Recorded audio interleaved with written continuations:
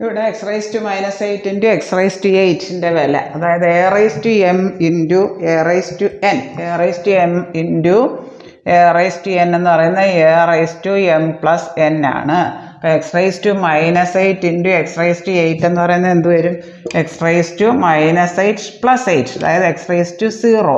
Any quantity power 0 ആയിക്കഴിഞ്ഞാൽ അതിൻ്റെ വില 1 ആണ്. 1/2 1, 10 1, x⁻0 1, m⁻0. പവർ 0 ആയിപ്പോയാൽ നമുക്ക് വില 1 കിട്ടും. ഓപ്ഷൻ ഡി ആണ് ഉത്തരം.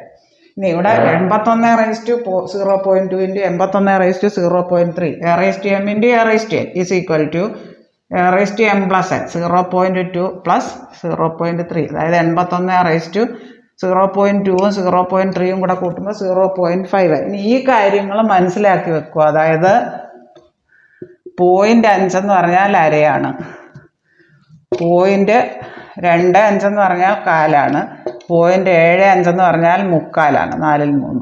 അപ്പോൾ ഇത് ഓർത്ത് വെക്കുക. ഇവിടെ നമുക്ക് 81/0.5 കിട്ടിയത്. 0.5 എന്ന് പറഞ്ഞാൽ 81/1, അതായത് 81/1/3 ആണ്. ക്യൂബിക് റൂട്ട് എടുക്കും. 81/1 എന്ന് പറഞ്ഞാൽ അതിൻ്റെ സ്ക്വയർ റൂട്ട് അങ്ങ് എടുത്താൽ മതി, 9 വരും. ഉത്തരം ഓപ്ഷൻ എ ആണ്. ഇപ്പം നമുക്ക് 5/1/2 എന്ന് പറയാൻ സ്ക്വയർ റൂട്ട് ഓഫ് 5, 5/1/10 എന്ന് പറയാൻ 10th റൂട്ട് ഓഫ് 5. ഇവിടെ എത്ര ആണോ പവർ വന്നേക്കുന്നത് അതിനനുസരിച്ച് 5/3 വന്നെങ്കിൽ ക്യൂബിക് റൂട്ട് ഓഫ് 5.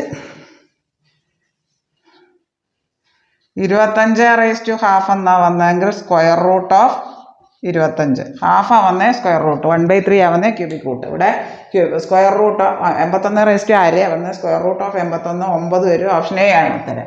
ഇനി 27/1/6 ഇൻറ്റു 27/1/6, അതായത് ഇവിടെ രണ്ടിടത്തും ഉണ്ട് 27/1/6, അതായത് 27 ഇൻറ്റു 27 രണ്ടിനും വരുന്നുണ്ട്. 27/1/6, 27/1/6. ഇവിടെ 1/6 പവർ കോമൺ ആയതുകൊണ്ട് നമുക്ക് പൊതുവായിട്ട് അങ്ങ് എടുക്കാം.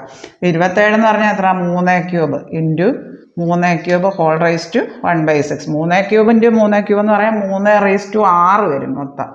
ഹോൾ റൈസ് ടു 1/6, അതായത് equal to a⁻m into a⁻m whole raise to a⁻m into n, അതായത് 6 ഇൻറ്റു 1/6. 6 കട്ടായി പോയിട്ട് 3/1 വരും. 3 ആണ് ഉത്തരം. ഓപ്ഷൻ എ ആണ് ഉത്തരം. 0.5 എന്ന് പറഞ്ഞാൽ അരയാന്ന് നോക്കുക. 0.25 എന്ന് പറഞ്ഞാൽ 1/4, 0.75 3/4. ഇത് ഓർത്തിരിക്കും.